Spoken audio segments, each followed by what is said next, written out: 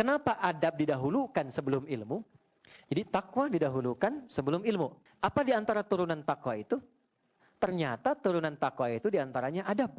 Takwa disebutkan dan derivasinya di Quran sebanyak 240 kali. Pemiliknya disebut taqi, jamaahnya disebut muttaqin. Siapa di antara ciri muttaqin itu? Dua. Satu, yang punya adab terhadap Allah. Dari mulai dia menata bangunnya, dia doanya, dia berinteraksi dengan istighfarnya. Quran surah ke-51 ayat 15 sampai dengan 23. Dan orang yang punya adab dengan sesama. Quran surah ketiga ayat 133 sampai 134. Kenapa adab didahulukan sebelum ilmu? Adab itu sikap moral yang membimbing kita untuk berperilaku baik. Kalau orang berilmu, adabnya belum baik, moralnya belum baik, maka dia akan berbuat perilaku yang buruk, yang damage-nya lebih besar dibandingkan dengan orang yang belum punya ilmu. Orang korupsi kalau pintar, ngambilnya banyak dibandingkan dengan orang yang mencuri tapi nggak pintar.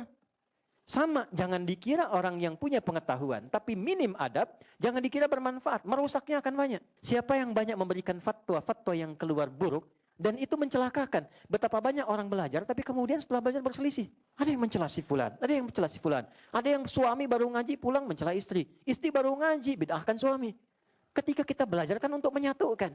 Yang kurang kita tutupi, yang lebih kita turunkan untuk disamakan. Tapi bisa terjadi demikian. Apa yang salah? Adab. Maka Islam datang untuk melatih adab terlebih dahulu. Dan saat yang bersamaan ilmu diberikan. Jadi tidak harus nunggu 16 tahun. Itu bersamaan. Karena saat berajar adab pun sedang belajar ilmu. Ilmunya khusus adab. Karena itu para ulama itu mendahulukan pelajaran adab dengan babnya sebelum masuk kepada ilmu-ilmu pokoknya. Contohnya, Imam An-Nawawi itu menulis kitab Riyadhus Shalihin 1896 hadis. Sebelumnya Al-Arba'in 42 hadis. Lalu Syarah Sahih Muslim 9 jilid. Tapi kitab yang pertama ditulis apa? At-Tibyam fi adab hamalatil Quran. Bagaimana ahli Al-Quran itu punya adab dalam mengajar dan dalam belajar. Anda lihat di antara bab pertamanya. Tidaklah seorang murid belajar kecuali kepada guru satu yang pakar di bidangnya. Jangan sampai ini mengundang belajar hadis tapi pada orang yang tidak tahu hadis. Jangan diminta guru tafsir ngajar fikih. Salah. Yang kedua apa? Akhlaknya baik. Jangan sampai memang pintar. Tapi maaf, membencinya banyak. Kasar kata-katanya. Sehingga muridnya keluar, pintar nas, tapi pintar juga kekasarannya. Pintar juga mencela orangnya. Itu kata Imam Nawawi, nggak berkah ilmunya.